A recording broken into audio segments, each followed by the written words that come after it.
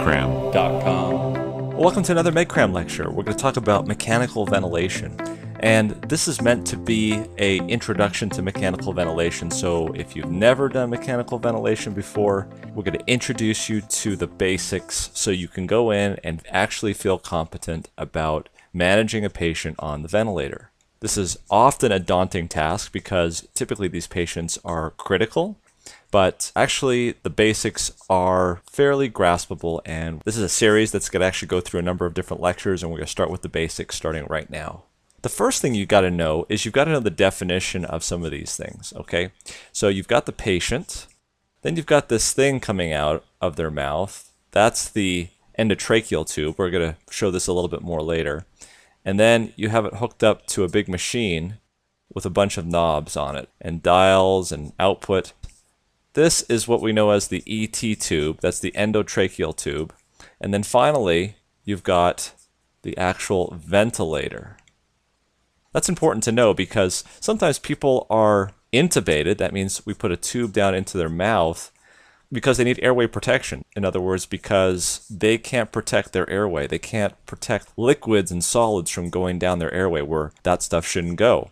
And because of this, it's not too comfortable. We've got to sedate them. And when we sedate them, we've got to put them on a ventilator. So that might be one reason why we would have to do this. The other reason is because they can protect their airway, okay, but they just can't breathe on their own. They're struggling to breathe. And so we help them out with the mechanical portion of breathing, and that's where the ventilator comes in. And the way we deliver that is through the endotracheal tube. So it's kind of important to know what an endotracheal tube looks like. And the basic is pretty much the same all the way around. It's this long tube, kind of looks like this. And that's the part that connects to the ventilator. This is the part that goes inside the patient. And actually, you'll see that there is a balloon on the end of that endotracheal tube. And the thing that allows you to blow it up, it's a little thing that goes up. The pilot part comes out, and there's like a little pilot balloon that you can kind of feel what the pressure is. And then there's a little port where you can inject air into it. So when this goes down and you intubate somebody, it goes into their mouth, past their vocal cords specifically, and down into the trachea. So the vocal cords usually end up about right here. And so this is going down into somebody's trachea, okay? And then usually it branches off. You've got the left and the right main stem bronchus, okay? So here you have the endotracheal tube going down. Now this balloon gets inflated here so that stuff that might make it down here doesn't go past and go into the lung. This is called airway protection. And we blow up the balloon here after we intubate them to make sure that that happens. Now, in some versions of this, they'll have like a little device right here that also comes out. The purpose of that is to suck secretions that might come up and go out, and that's subglottic suctioning. That's kind of an option. But this is the basic anatomy of an endotracheal tube. Now, of course, we just talked about the ventilator. That's got a bunch of buttons and whistles and things, and we're going to talk about in a little bit. Okay, so going back to our patient again, we've got our endotracheal tube. We've got our ventilator. So what's the purpose of this ventilator? The purpose of the ventilator is to maintain homeostasis between the two gas concentrations that we're talking about here, which is carbon dioxide and oxygen. Okay, so oxygen is being put into the patient and carbon dioxide is coming out. And for the most part, we want to keep those close to normal. There's some exceptions to that.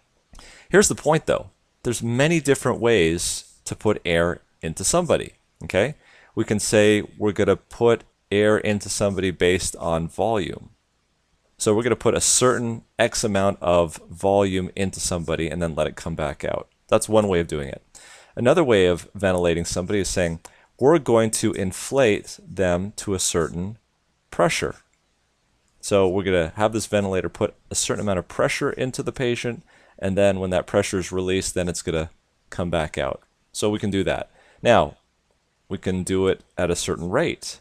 We can do this fast, and we can do it slow. Okay, so in other words, how many breaths per minute? We could also adjust the flow rate.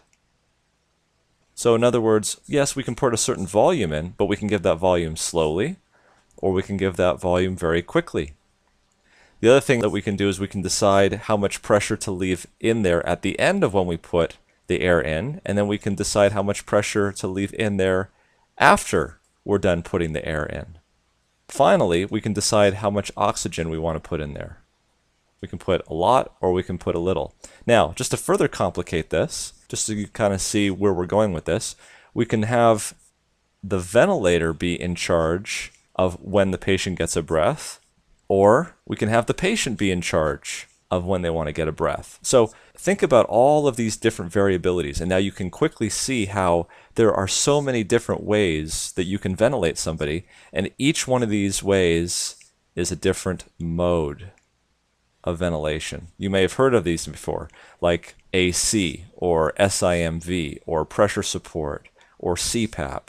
These are all different modes, and we're going to go through some of these modes and show you how this is working. Okay, so here's our system. Over here we've got the ventilator. Here we've got the tubing that goes to the endotracheal tube down into the lungs. And we've got our balloon here filled with air to make sure nothing else gets down there, and we're ventilating our right lung and our left lung. So let's talk about the first mode of ventilation, and this will become important later. The first mode that I want to talk about is AC. Okay, the other way we call it is assist control. The other name for it also is continuous mandatory ventilation, or CMV. Now this is the most common mode of ventilation that you'll see, especially on a medicine floor or medicine unit. The key here is that the patient triggers the vent. How does that happen? Well, the patient takes a breath in, and therefore there's a negative pressure here, which causes a negative pressure to be sensed here at the ventilator. The other way you could sense it is by flow, if there is a flow that actually goes through here by the negative pressure. Now, as soon as the ventilator picks up on that negative pressure, it's going to deliver a specific volume. And so there's an actual dial on here where you can actually turn the knob to a specific volume, or you can enter it in. And that volume can be anywhere from 500 cc's all the way up to 600 cc's usually. The ideal way of ventilating somebody would be around 8 milliliters per kilogram ideal body weight. Anyway, whatever that volume is, it's going to deliver that specific volume in AC mode ventilation. Now, the patient can trigger it. You could also set up a backup mode or a rate. What does that mean? If I set the rate to, for instance, 12, because there are 12 5-second intervals in 1 minute, that means every 5 seconds, the ventilator will give a breath to the patient of a specific volume, only if the patient does not take a breath. If the patient is breathing above 12, then the ventilator will only give breaths when the patient triggers it by trying to take a breath in. In other words, if you set the mode to AC, set in a volume, and set a rate of 12, the patient can never breathe less than 12 times per minute. Now, there's something that you should understand about this which is very important. You may recall from chemistry an equation that says PV equals nRT. Now, in this system, temperature is constant. R, of course, is always a constant. N is a constant. And so the thing that you must realize is that pressure and volume are inversely proportional to themselves. In other words, as the volume of a gas goes up, the pressure goes down if you have the same amount of gas. However, the other way of looking at this is compliance, which I'll abbreviate as a C. Compliance is equal to the change in volume over the change in pressure, which means to say that if the pressure changes a little bit and the volume changes a lot, then you have a very compliant lung. If you don't have a very compliant lung, it's going to take a lot of pressure to make just a small amount of change. Here's the point. The point is that these set of lungs have a specific compliance.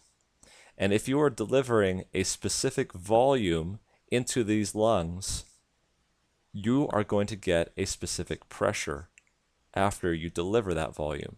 that pressure can change depending on the compliance.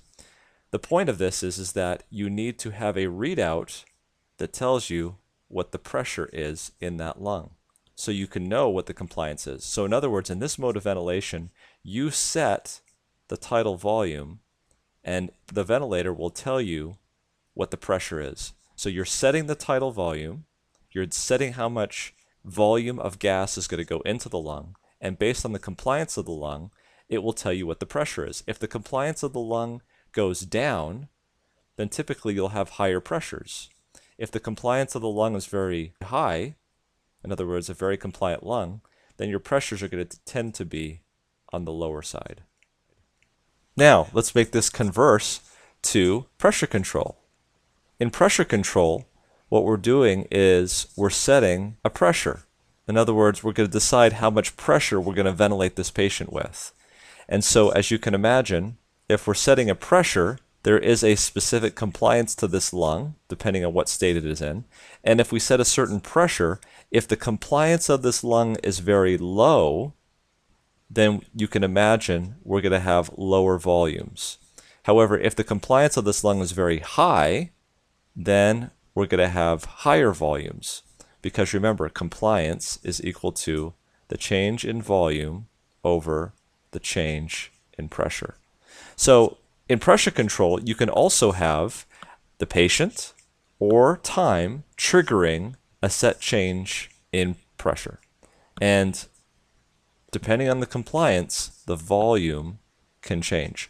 And so the key here is that you need to have alarms set up, and you need to know and understand what those alarms mean. What could happen here, let's for instance say, in a pressure control situation where you're giving a specific pressure, if the compliance of these lungs somehow drop precipitously all of a sudden because of some pathology, which we'll get into, you will notice that the volumes will drop. You would want to know that, and so you could set an alarm on the lower side of the volume so that if the volumes did go down, an alarm would go off saying that you're not ventilating.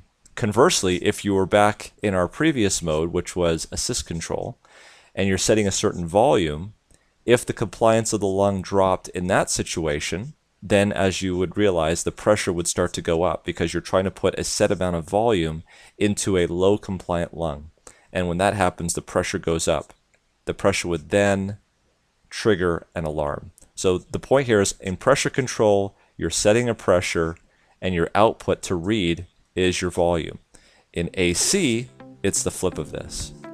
So when we come back, we'll talk about the pressure-volume relationship and a few more modes of mechanical ventilation.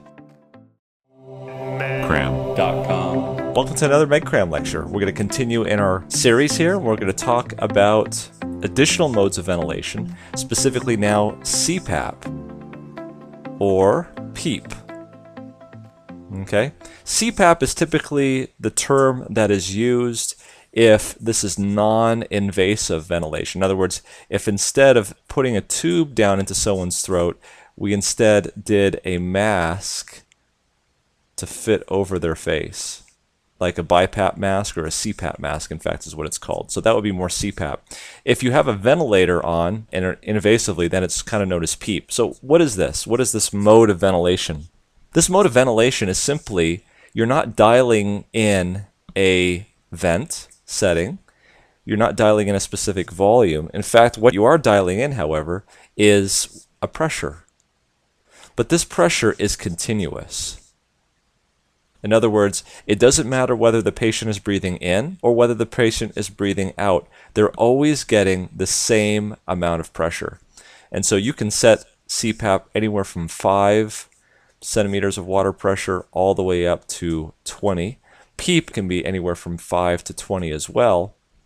But these pressures that we see here are pressures that are there on inspiration and specifically on exhalation. And that's where this PEEP comes from. PEEP stands for positive end expiratory pressure.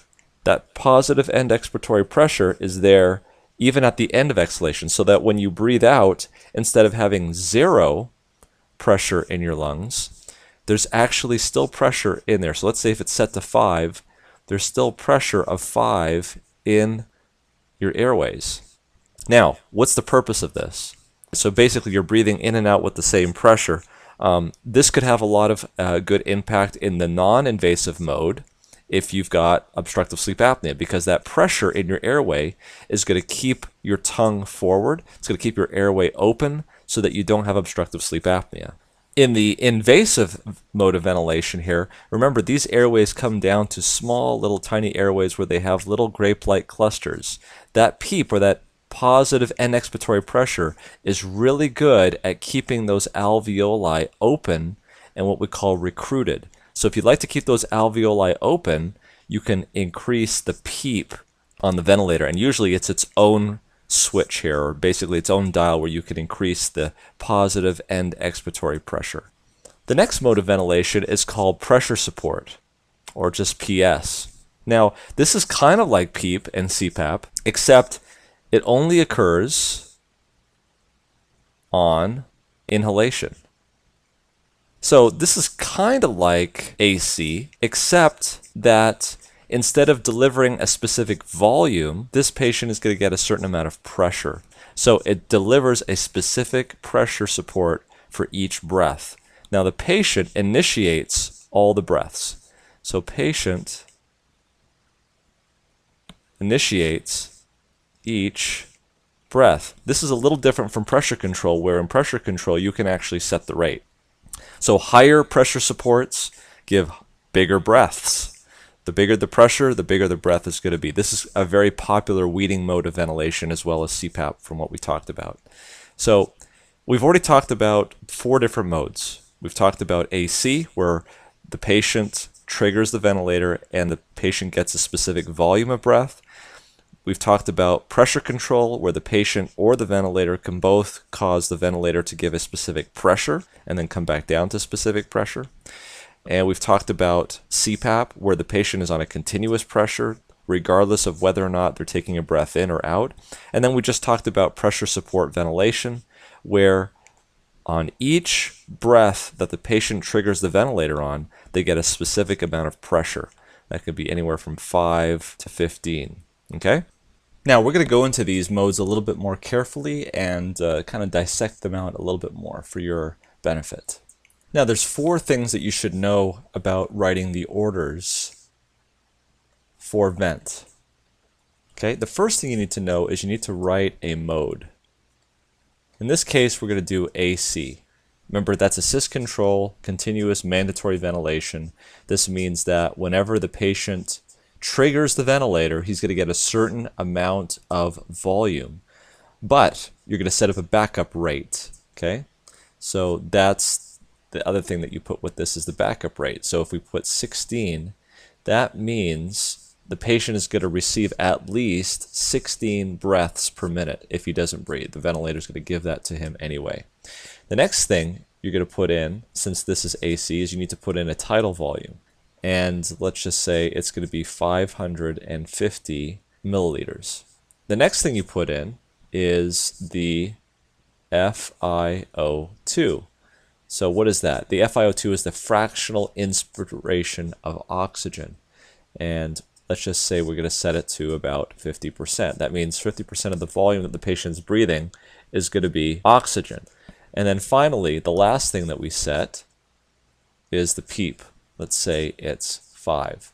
So these are the 4 things that generally are set in AC mode ventilation, which is the most common mode of ventilation that you'll see in a medical intensive care unit. So what we're saying here is we're using assist control. That means that the patient gets a certain volume. We're writing in what that volume is.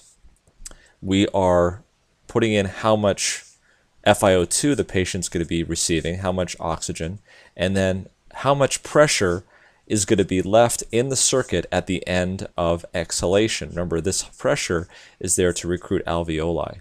And so what you'll notice here is that the first 2 parameters are going to affect carbon dioxide. How fast you're breathing and how much breath you're taking with each breath is going to affect your minute ventilation. And the last 2 is going to affect your oxygenation. Obviously, the amount of oxygen you put in is going to affect how much oxygen you read on your saturation. And as it turns out, the higher the PEEP, the more alveoli you can recruit, and therefore the better the oxygenation is going to be. And of course, we can manipulate these values to get the effect that we want with the blood gas. By the way, if there's any questions about blood gases, please refer to our acid-base lectures on interpretation of acid, base, and blood gases. So let's take a look and see what a pressure, volume, flow graph would look for AC mode of ventilation. Okay, so what we have here, recall, is AC 16, tidal volume 550, FiO2 of 50%, and a PEEP of 5. So the first thing you want to notice, let's look at the pressure diagram. Remember, there's a PEEP of 5, and so there will always be a certain amount of pressure in the circuit until the patient takes a breath. Now, when the patient takes a breath in, that pressure is going to go down to a negative pressure, okay?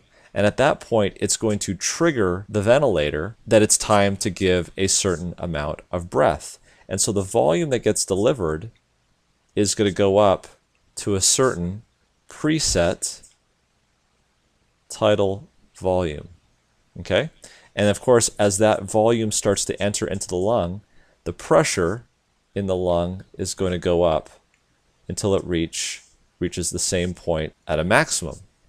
Now, of course, flow into that lung is going to start right at that time, and it's going to immediately go up, and it's going to be a constant flow that you can preset until it reaches that point. So this here, you can actually set, by the way, it's not here in the 4 different settings, but you can actually set how fast that flow is going to go in. And that's important when we talk about ventilating patients in COPD.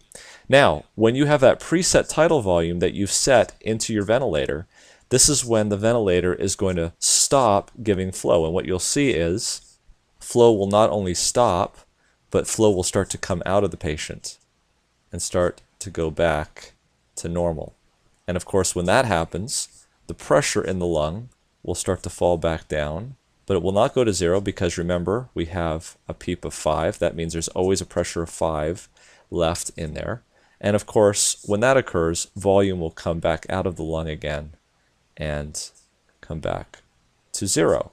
And so what we have now is the status quo where we have a pressure of 5 left in the lung, flow is back to 0, and volume is back to 0. And the same thing will happen again. If the patient decides to have another breath, the pressure will go back to 0 and go beyond it, which will trigger the ventilator to do the same thing again. And so you'll see that the flow rate will go up and then back down again. And here, right when the ventilator is triggered, you will see volume go back into the lungs and then come back out again. Here, of course, as soon as the trigger is set, you will see flow go up at a certain constant rate until the target volume is reached. Then flow will come back out again and it will go back to 0. Now, if the patient decides not to get a breath, okay, so we're talking about a patient, let's say, who is overly sedated, but you've set a backup rate. And because you've set a backup rate, the ventilator is not going to allow the patient to go long without a breath. And that will look a little bit different. Because the patient will not have triggered a breath, you will just see, instead of a negative deflection, you will just see it go up. And at that time that it decides to go up, everything else on the ventilator will look the same. Flow up, flow across, flow down. Notice that in a patient-triggered breath, you will see a negative deflection in the pressure circuit. But in a ventilator-given breath, it will be missing. Now, this is a good time to, again, talk about compliance of the system. Notice that when we're talking about the AC mode of ventilation, there is a preset tidal volume that we are entering into in this ventilator. If for some reason the compliance of the system goes down, the ventilator is still going to give the same volume, but what you would see is you would see a higher pressure. And that higher pressure is a result of decreased compliance in the lung. And of course, the thing to know there is you can actually set a pressure alarm here so that if the compliance of the lung does go down, and what I mean when the compliance of the lung goes down is, let's say it becomes with pulmonary edema, or there's a pneumothorax, or there's something that prevents the lung from expanding as easily as it would have normally been. If this pressure exceeds the set pressure alarm, there will be a bell that goes off, and the respiratory therapist or the nurse will be drawn to the bedside because there's a problem. So remember, in AC mode, you dial in the volume. The pressure is variable depending on the compliance. But as most things in medicine, it's not always as simple as you may think. There's actually two types of pressures that you've got to be concerned about. One is a peak pressure, and the other is a plateau pressure. And we're going to talk about that in the next lecture. Cram.com. Welcome to another MedCram lecture. We just talked about peak pressures and plateau pressures, and we want to sort of get into that a little bit more and talk about what the difference is between those two. So going back to our drawing, I can explain those two types of pressures here using our picture. When air is going actually into the lung, the biggest resistance to that air going in, or the biggest pressure that's being delivered, is a result of the airways. Okay? So when air is actually moving, when it's dynamic, when it's actually going in, the thing that's generating the pressure that you'll see up here, if you had a pressure gauge, is actually the airways. Now, once the air is in the lungs, and it's actually in the air sacs, and there's no more air movement, and that's the key. Once the air has stopped, once the lungs have inflated, once there is no more movement in the airways, the thing that determines the pressure in the air circuit is no longer the resistance of the airways. It is now the actual compliance of the lung, because the pressure that is being transmitted back into the main airway is what is the compliance throughout the entire lung. Okay, so that's important to know. There's two things that you'll see on pressure. There's a peak pressure, and the peak pressure is when there is air flow. And then there's something called the plateau pressure, and that is when the air stops. The airflow, the peak pressure, has to do with the airways. The plateau pressure, when the air stops, has to do with lung compliance. That is extremely important, because here's the point. If there is a problem with the airways, you're going to see the peak pressures going up, and we'll explain what that is. If you see a problem with lung compliance itself, you're going to see a problem with the plateau pressures. Okay, so let's show you what the definition is for those. Okay, so let's look at pressure and let's look at flow.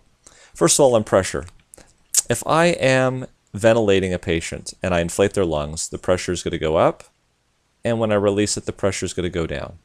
Okay? And how does that look in terms of flow? Well, when you're talking about flow, obviously when pressure is going up, flow is going up, and then there's a certain amount of flow, and then when the pressure starts to come down, flow goes in the opposite direction until it finally comes back to baseline. So that's what it looks like. Now, let's say I do a specific maneuver. Let's say I go ahead and I have the lungs inflated, but then I hold the lungs at inflation. There's going to reach an equilibrium when the air has gone in, that there will be a holding or a plateau of pressure, and then a release. What that means is air is going in, so there's flow. When I go ahead and I hold that breath, okay, so this is a breath hold. When I hold that breath, airflow is going to go to 0 until I release that breath, and then it's going to go down and come back up. Okay? So this right here is inhalation, and this right here is exhalation. This is not a normal breath. This is where I actually do a breath hold. The purpose of this is to show you the difference here. is that this area right here is the peak pressure, whereas this area here is the plateau pressure. So peak pressure is at the beginning. This has to do with, let's do it in the right color. This peak pressure right here has to do with airways. This plateau pressure here has to do with lung compliance. So based on those readings, let's give an example where we would have a high peak pressure, okay? So this peak pressure, specifically what we're looking at is the difference right there. So let's go ahead and reconstruct what that would look like. So this is an example of a high peak pressure.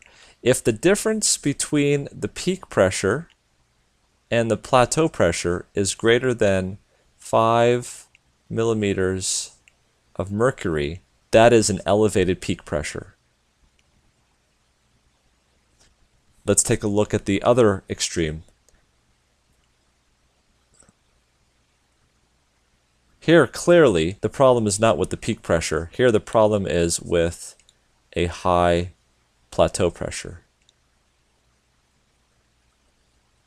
So, again, we have a plateau pressure elevation, and we have a peak pressure elevation. And this is something that you can actually do at the bedside with a ventilator. If the pressure alarm is going off, you're going to want to ask your respiratory therapist, or if you are a respiratory therapist, you're going to want to know, is it problem with plateau pressure or peak pressure? Let's talk about why that's important.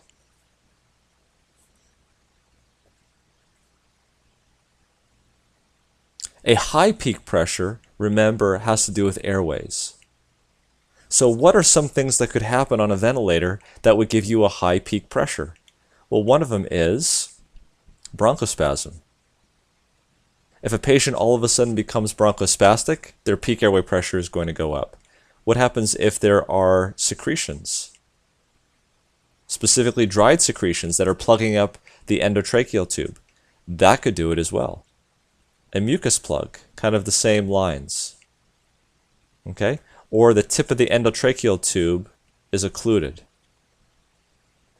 These are all things that could cause peak airway pressure alarms in a patient with AC mode ventilation. What about plateau pressure? Remember, this has to do with the lung compliance. What are some things that would drop lung compliance? Pneumothorax could drop lung compliance. Pulmonary edema, that could do it pretty quickly. ARDS. Pneumonia. Now, ARDS and pneumonia are things that happen more chronically. You could have flash pulmonary edema. Obviously, a pneumothorax would happen rather quickly as well. So, knowing the difference between plateau pressure and peak pressure could actually be very diagnostically helpful in a patient who is acutely decompensating. So, you should know it. Okay, with that knowledge, let's go back to our 4 inputs in terms of AC mode ventilation. We said earlier that there were a few things that we could set things up with. For instance, we could set the rate, the backup rate that is, the tidal volume, the FiO2, and the PEEP. And we said that these things here, the rate and the tidal volume, would affect carbon dioxide, and these things here would affect oxygen. And that's correct. Let's further qualify these things. So the rate, obviously, if you increase the rate, you're going to get increased ventilation. But remember, when you're increasing ventilation, every time the patient breathes, there's a little bit of dead space.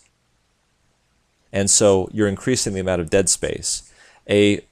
Probably a more efficient way of increasing ventilation would just be to increase the tidal volume. Because remember, with every breath, there's about 150 cc's of dead space. And so when you increase the tidal volume, you're actually getting 100% ventilation for every amount of increase in tidal volume that you're getting. When you increase the respiratory rate, you're increasing the number of times you breathe. And so with that is included a dead space of about 150 cc's. This is air that goes into the trachea and the bronchi where there is not gas exchange. So the bottom line here is that you could increase ventilation by either increasing the rate or increasing the tidal volume, but a 5% increase in tidal volume is probably more efficient than a 5% increase in the rate.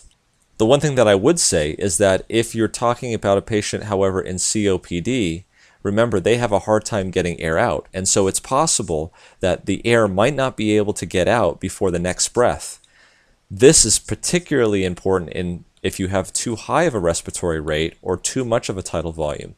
If you give a breath before the first breath is able to be exhaled, you could get something called breath stacking in COPD, and actually, paradoxically, increasing either the rate or the tidal volume in a patient with COPD could actually decrease your minute ventilation and actually increase the CO2.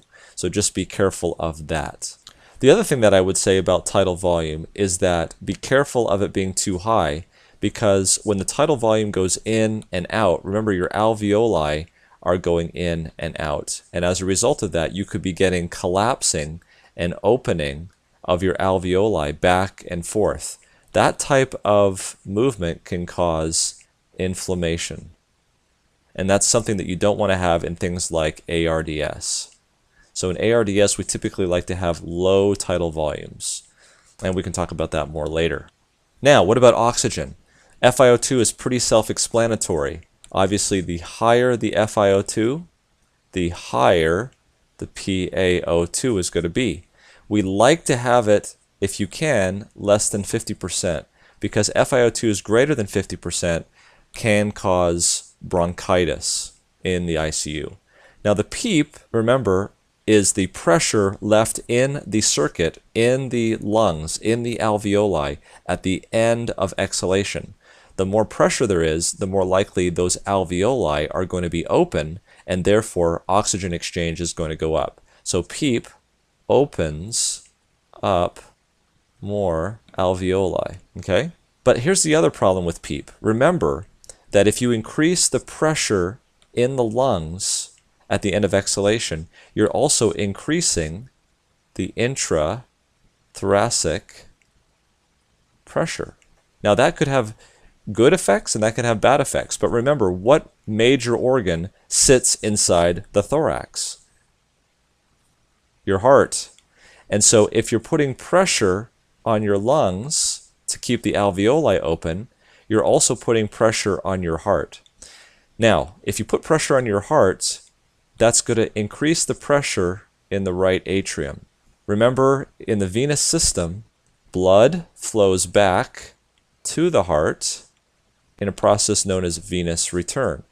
And it's a down slope hill. So in other words, blood is going to go from an area of high pressure to an area of low pressure. And the more there is a difference between these two pressures, the faster blood is going to come back to the heart. If we are increasing the PEEP intrathoracically, that's going to increase the pressure in the right atrium, and this low pressure system is going to be not as low. If it's not going to be as low, that means the gradient between these is not going to be as much. Therefore, we're going to have less venous return. Less venous return translates into less cardiac output. Less cardiac output means lower blood pressure. So here's the trade-off. Increasing the PEEP may improve your oxygenation, but it can lower blood pressure, and that could be a problem. Sometimes having less venous return is not a problem. In fact, it may be beneficial. If, for instance, someone is in congestive heart failure, the pressure behind this heart, or the amount of blood behind this heart, can be alleviated by increasing the pressure in the right atrium. And so in patients who have congestive heart failure and they get intubated, increasing the PEEP can actually improve lung aeration. You could also get the same effect, by the way, with just using BiPAP or CPAP on patients with congestive heart failure. That's why it works so well. And increasing the end expiratory pressure is very beneficial.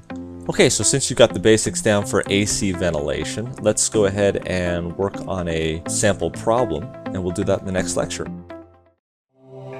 Cram.com. Well, thank you for joining us. We're going to go ahead and do a sample problem here to see if you can understand what you might need to do on a ventilator given a specific situation. So let's say that you were covering a patient who was in AC mode. So you would see this. You'd see AC 12, that means 12 breaths per minute, tidal volume 400, FiO2 of 40%, and a PEEP of 5. And let's say that the blood gas results were 7.26, 60, 55, 26.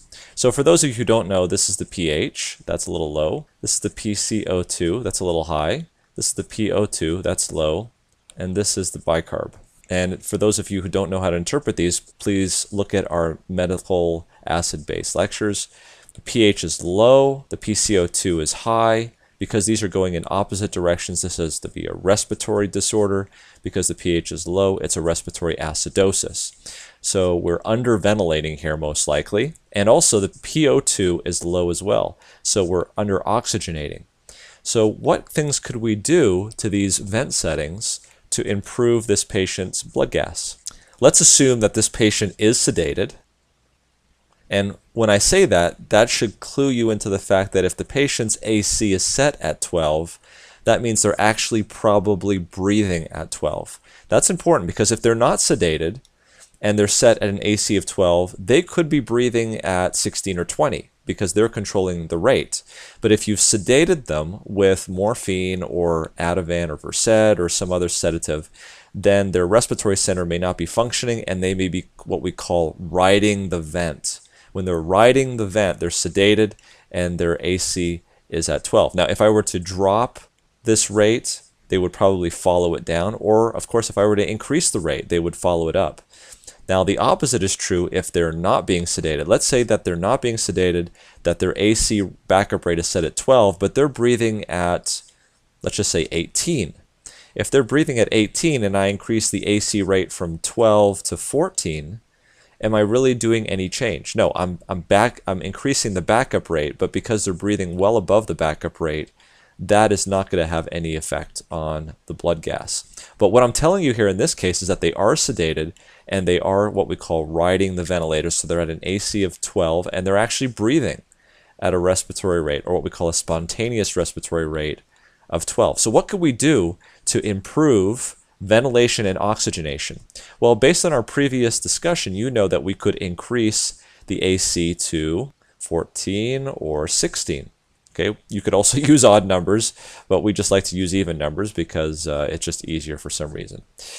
Tidal volume doesn't need to be at 400. 400 could be a little bit low. We could go up to 500. So those are two changes that we could make both, which would improve the pH and reduce the PCO2. Now let's look at our FiO2. It's at 40%, and our PO2 is pretty low at 55. The PEEP is 5. So there's a lot of things we can do. We can change either the FiO2 or we can change the PEEP. If this patient's blood pressure is marginal, I'm probably not going to want to increase the PEEP. And as we told you before, the reason why we don't want to increase the PEEP is because increased PEEP increases intrathoracic pressure. Intrathoracic pressure increases the pressure in the right atrium. Increasing the pressure in the right atrium decreases venous return. And as you know, decreased venous return reduces cardiac output, which reduces blood pressure, i.e. increased PEEP decreases blood pressure usually. And so if the blood pressure is marginal, I'd probably want to go with increasing the FiO2 on the ventilator to improve our oxygenation. Now, on the other hand, if this patient is a congestive heart failure patient on the ventilator, then we have plenty of venous return coming back to the heart and probably some pulmonary edema in the alveoli. Increasing the PEEP to like 10 in that case may actually be beneficial because that increased end expiratory pressure is going to push that pulmonary edema out of the alveolus. It's going to increase the right atrial pressure, push back that fluid that's congesting it, and allow the heart to work at a better efficiency. And so you can see here that depending on the clinical situation, you may want to choose one versus the other. And we're going to sort of get into some special circumstances here coming up. But I wanted to show you that as a possibility. So if we were to get a blood gas later, 7.40, 40, 80, 26.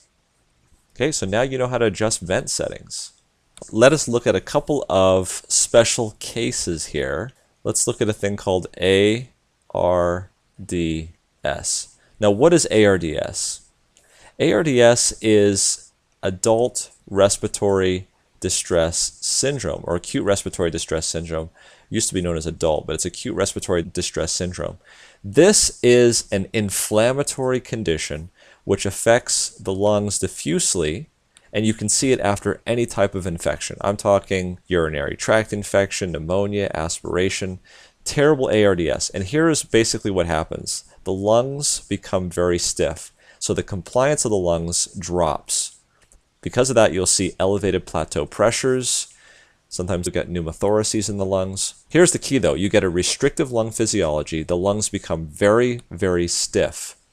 And as a result of that, it's also, there is, in the alveoli, there is a lot of hyaline membrane that gets deposited. And so as a result, if you were to look microscopically at the alveoli level, they would be filled with fluid and they would be collapsed. Now the problem is that they had found in research studies that when they ventilated these people with high tidal volumes, it was opening up and closing these alveoli. Opening up, closing, opening up, closing. Every single time the patient took a breath in and out, they would open up and close. And that led to one thing and one thing only, and that was inflammation. And that, they believed, led to death. So they had an idea. They said, let's go ahead and do something different. Let's do something called the open lung model. And the open lung model was this.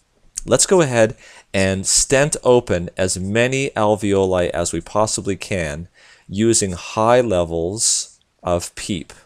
Okay, so we're talking PEEP around 12, 14. It just depended on how much the oxygen was diminished by. The lower the oxygen levels were, the higher levels of PEEP that they used. They felt that if the oxygen was low, that these alveoli needed to be recruited, and the more they needed to be recruited, the more PEEP they added. So as they added this PEEP, they were able to open up these alveoli. Now, with these alveoli open, they didn't want them to de-recruit. In other words, they didn't want them to close. And so what they did was they had just tiny tidal volumes. So the key here is high PEEP, low tidal volume. And what I mean by low tidal volume, I'm talking 6 to 8 milliliters per kilogram ideal body weight. By the way, ideal body weight is measured by your height. So you measure somebody's height, and that converts into what their ideal body weight is in kilograms. So once you know what that is, multiply it by 6 to 8, and that's the range of tidal volume that you should be using. We're talking usually in the 400 to 500 range. Okay. When they did this type of strategy with ARDS, they found that survival improved, mortality went down, and they were able to affect change. And so that is the standard of care now with ARDS. So if you have ARDS in a patient, you want to make sure that you're using low tidal volumes and increasing your PEEP for recruitment. Okay, let's talk about the other special case, COPD. Completely different problem. The compliance of the lung in COPD is actually high. But the problem here is that these airways are obstructed. And so it's very hard to get the air out. As a result of that, air gets trapped. And because air gets trapped, the key there is that you have very long expiratory phases. Now, the key with this is these patients that come in typically have high CO2 levels. And the temptation there is when you see a high CO2 level, it's to do what? It's to increase the respiratory rate, and it's to increase the tidal volume. Well, when you do that, you're increasing the amount of air in the lungs, and it takes longer for that air to get out. You need more time for that air to come out. Otherwise, you're going to stack another breath on top of the old one. Well, if you're increasing the respiratory rate, you're not allowing more time. In fact, you're allowing less time for that air to come out. Think about it this way. If the respiratory rate that you set on a patient is 12, how much time do you have for a complete breath cycle? You have 5 seconds, because 12 goes into 60 seconds 5 times for 5 seconds. Let's say you set the rate to 15. How many seconds do you have then? 4 seconds. So you can see that by increasing the rate here from 12 to 15, you chopped off an entire second per breath to get that air out. So the key here is normally when somebody takes a breath in, it's usually 1/3, 2/3 in terms of inhalation and exhalation. Okay? What we can do in COPD is we can actually affect the time it takes to take a breath in. This is called the inspiratory flow rate. And typically it's around 60 liters per minute. Now, in patients with COPD, what do we want to do with the inspiratory flow rate? We would love for that air to get in very quickly so that we could have more time for exhalation. In other words, we want to decrease the inspiratory time by increasing the inspiratory flow rate. So in other words, get the air in quickly so you can have the rest of your 5 seconds to have the air come out. And so my recommendation for inspiratory flow rates, and indeed the society's recommendation, is they should usually be around 80 to 100. So if you can get the air in quickly, you have more time for that air to come out. And avoid the temptation to increase the respiratory rate, because you may actually make the carbon dioxide worse by increasing the respiratory rate or the tidal volume. So the strategy that I would employ in somebody with COPD is make sure that the inspiratory flow rate is high, make sure they're getting very good bronchodilators, and look at the flow volume loops on the ventilator. Make sure that flow is returning back to zero before the next breath goes in. Because if flow is not returning back to zero before the next breath is being initiated or air is going in, then you must be getting breath stacking. And if you get breath stacking, you can hyperinflate. And if you hyperinflate, you will increase the intrathoracic pressure to be very high, which is going to decrease cardiac output. And the patient will code because their blood pressure will go down very low. By the way, the treatment for that is to simply disconnect the patient from the ventilator so they have time to exhale and get all that air out. So that is COPD. That is a special case. We could talk a long time about that, but I think we have discussed the basics here over the last few lectures. We've talked about what the ventilator is. We've talked about what the endotracheal tube is, what it looks like, what its purpose is, what the different modes are, what kind of alarms there are, the peak pressure, the plateau pressure, and how to affect change on a ventilator using these settings. And now finally, a couple of special cases. So I would practice these things, read up more about it, and we can talk a little bit more about specific cases and the ventilator in future lectures. But I think this is a good basic introduction to what the terms mean and what to do on the ventilator. Thanks once again for joining us. Cram.com. Welcome to another MedCram lecture. We're going to talk about liberation from the ventilator. Now, this is kind of an interesting term, and the old term for this was weaning from the ventilator. Weaning from the ventilator. Well, we used to use this in terms of getting people off ventilators. Now we just kind of use that term when we're talking about breastfeeding. So the more appropriate term is liberation from the ventilator, and we try to use this as much as possible. So we've talked about in our former lectures about putting people on the ventilator, using the endotracheal tube, the vent settings, how we come across with the vent settings, what they're trying to be doing. And now we want to talk about how do we get them off and what do we look for when people are on the ventilator. Well, the first thing I want you to be aware of is when anyone is on a ventilator, you really want to make sure that every single day you are lifting sedation. And number two, when you've lifted that sedation, you're doing a weaning trial. Now, I just use that term weaning. You're doing a liberation trial. Okay? And the purpose of that is to see whether or not your patient can liberate themselves from the ventilator. Can they come off the ventilator? And if you don't do this every single day, the research has shown that people stay on the ventilators longer than they should be. And this is not a good thing because you can actually get pneumonias and complications from being on the ventilator for too long. Now, of course, there are exceptions to this rule here. Obviously, if the patient is on an FiO2 of more than 45%, that's probably a good reason not to even bother doing a set of parameters to see whether or not they can come off the ventilator. The other thing, of course, is if they're very unstable or if they're on high amounts of vasopressors. Okay, so those would be exceptions to that rule. But generally speaking, when someone's on a ventilator, in fact, there are protocols in intensive care units to make sure that you are lifting sedation on a daily basis. It's called a sedation holiday. And they're also doing what they call liberation or weaning trials. And this was made very clear in a recent article that was published that was called the Wake Up and Breathe trial. And it showed that practicing this type of a protocol was very important.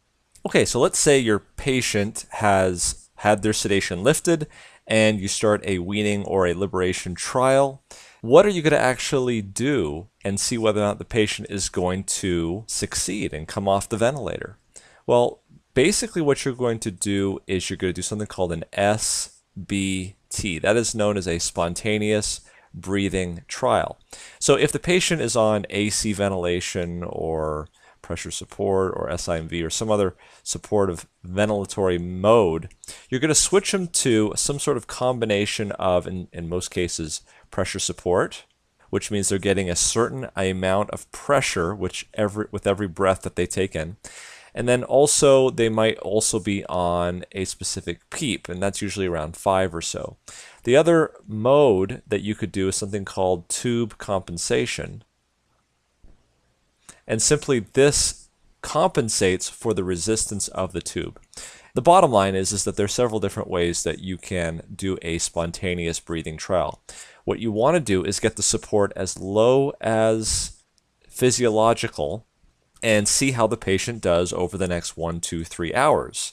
And then draw a blood gas, an ABG. And generally speaking, if the patient looks like they're comfortable, looks like they're able to take in some deep breaths, they're not breathing too quickly, and we'll get into some of those parameters later, and they've got a blood gas that looks pretty good, and what I mean by pretty good is it's usually greater, the pH is greater than 7.35, and it's less than a PCO2 of 45, and the PO2, so this is pH here, and this is PCO2, and the PO2 is, in a reasonable range, so somewhere 60 to 70 or above, and the patient looks comfortable, then that's a good spontaneous breathing trial. Some of the other factors that we see, let's run down those, is something called the Rapid Shallow Breathing Index. This is also known as the Tobin Index, named after the gentleman who came up with this, and it's basically the respiratory rate divided by the tidal volume. Now, the respiratory rate is in terms of breaths per minute. Okay, so you can put down here the respiratory rate, which would be, let's say, 20, and the tidal volume, which is in liters. So you'd want to put that maybe, if it's 500 milliliters, then you would put a 0.5. Okay, so 20 divided by 0.5 is going to be about 40. Now, the key with the Rapid Shallow Breathing Index, as you can see from this equation, very simple equation, the higher the respiratory rate goes, the higher the RSBI. And the lower the tidal volume goes, the higher the RSBI. Well, that's not a good situation. If you see somebody coming off the ventilator and they're breathing rapidly and shallow, if it is above about 105, that's not usually a good sign. You want patients to be breathing slowly and with deep breaths. And so if the RSBI is less than 105, that's a good sign. Okay, it's a positive sign. Other things to look for is if the NIF is around -30. That's usually a good sign that they're able to take a good deep breath in. Some other things that you might see is a minute ventilation of less than 15 liters per minute. This just shows that the metabolic requirements of the patient are not so demanding that they're going to have to breathe very fast when they get off the ventilator. That's probably the reason why they got on the ventilator in the first place. So if the minute ventilation is less than 15 liters per minute, that's usually a good sign.